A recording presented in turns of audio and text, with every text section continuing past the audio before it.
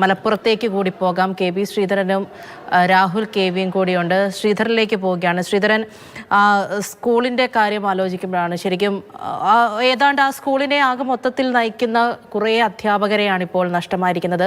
സ്കൂളിൻ്റേതും ആ സ്കൂളിൽ പഠിക്കുന്ന കുട്ടികളുടേതും മാത്രമല്ല, നാട്ടുകാരുടെ ഓരോരുത്തരെയും പ്രിയപ്പെട്ടവരാണ്. കഴിഞ്ഞ ദിവസം പൊള്ളാച്ചിയിലെത്തിയ ഓരോരുത്തരും പറയുന്നത് നമ്മൾ കേട്ടതാണ്. അങ്ങനെ അത്രത്തോളം പ്രിയപ്പെട്ട ആൾക്കാരെ കൂടിയാണ് ആ നാടിനൊന്നാകെ നഷ്ടമാകുന്നത്. സ്കൂളിൽ പൊതുദർശനം ഉണ്ടാകും 1 മണിക്കൂർ എന്നറിയുന്നു. അവിടെ നിന്നുള്ള കാര്യങ്ങൾ എന്താണ് ഇപ്പോൾ അറിയുന്നത്?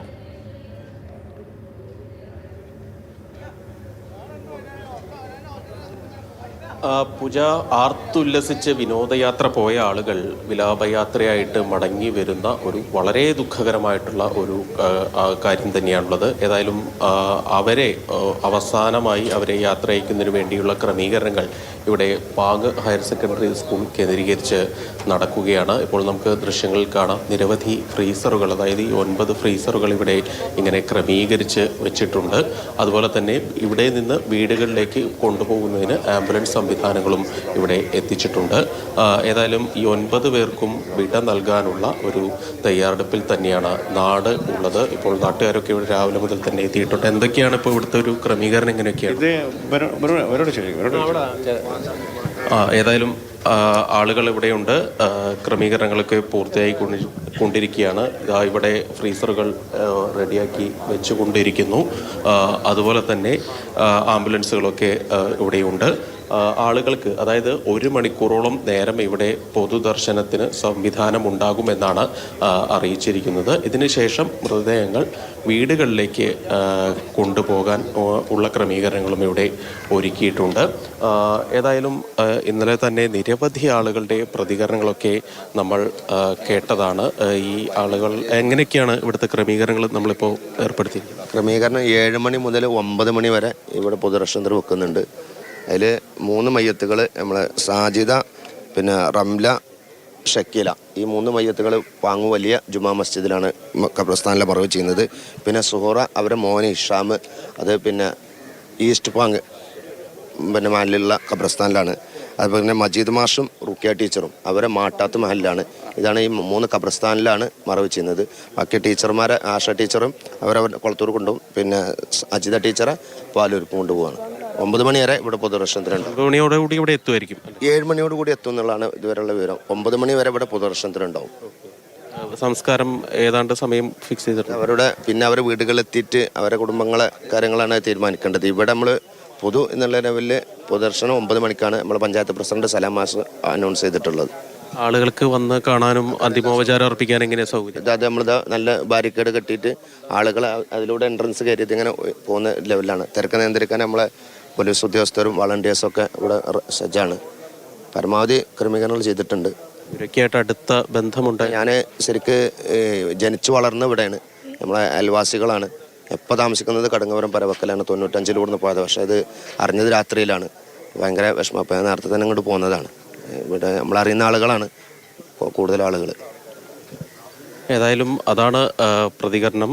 ഇതിനു വേണ്ട, അതായത് 3 പള്ളികളിലായി, പള്ളിപ്പറമ്പുകളിലായാണ് ഈ സംസ്കാര ചടങ്ങുകൾ, 7 പേരുടെ സംസ്കാര ചടങ്ങുകൾ നടക്കുക. ഇതിൽ അജിത ടീച്ചറുടെയും ആശ ടീച്ചറുടെയും സംസ്കാര ചടങ്ങുകൾ നടക്കുന്നത് അവരവരുടെ വീടുകൾ ആ പ്രദേശത്തായിരിക്കും. കുളത്തൂരും പൂലാമന്തോളുമാണ് അവരുടെ സ്വദേശം. അവിടങ്ങളിലേക്ക് മൃതദേഹം ഈ പൊതുദർശനത്തിന് ശേഷം കൊണ്ടുപോകും. നമുക്ക് ഈ ദൃശ്യങ്ങൾ കാണാം. ഈ സമയത്ത് പോലും നിരവധി ആളുകൾ ഇവിടേക്ക് എത്തി.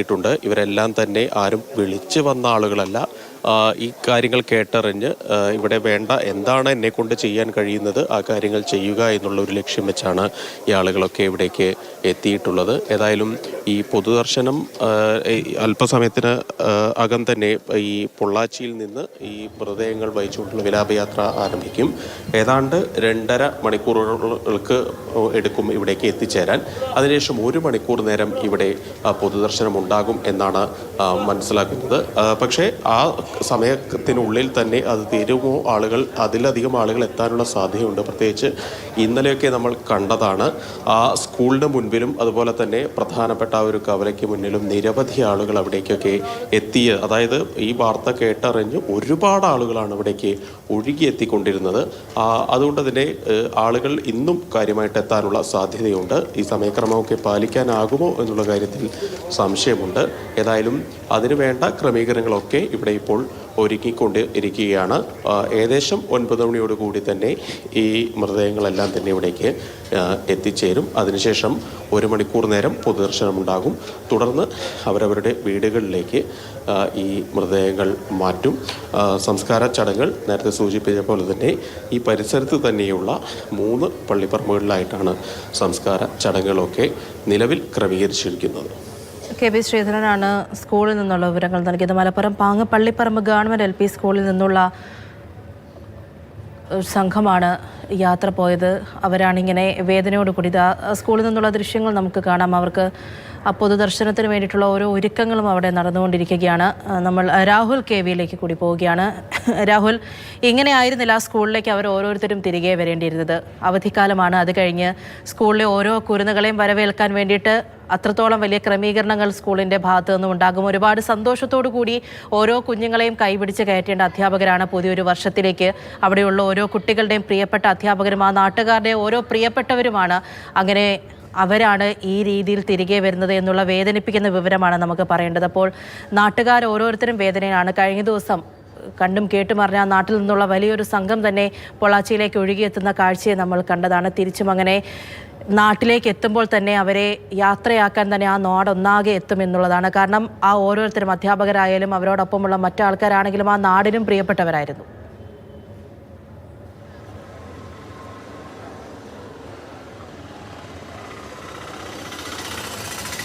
സുജാതെ, ഈ പാങ്ങ് ഗവൺമെൻറ് LP സ്കൂൾ എന്നത് നാടിനെ സംബന്ധിച്ച് അവരുടെ ഏറ്റവും പ്രിയപ്പെട്ട വിദ്യാലയമാണ്.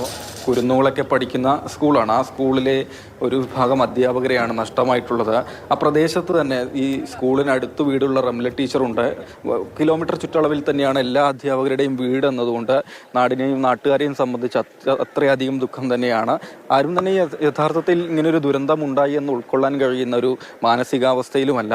അതിലും ഈ GLP സ്കൂളിനെ സംബന്ധിച്ച് ഇത്രയധികം ആളുകൾ അധ്യാപകരുടെ മൃതദേഹം ഒരുമിച്ച് വരുന്ന സമയത്ത് പൊതുദർശനം അവിടെ നടത്തുന്നതിനുള്ള സൗകര്യമില്ല എന്നത് സ്ഥലപരിമിതിയാണ്. അതുകൊണ്ട് അവിടെ നിന്ന് ഏകദേശം 1 കിലോമീറ്റർ അപ്പുറത്തായുള്ള ഗവൺമെൻറ് ഹയർ സെക്കൻഡറി സ്കൂൾ പാങ്ങിലാണ് പൊതുദർശനം ക്രമീകരിക്കുകയും ചെയ്തിട്ടുള്ളത്.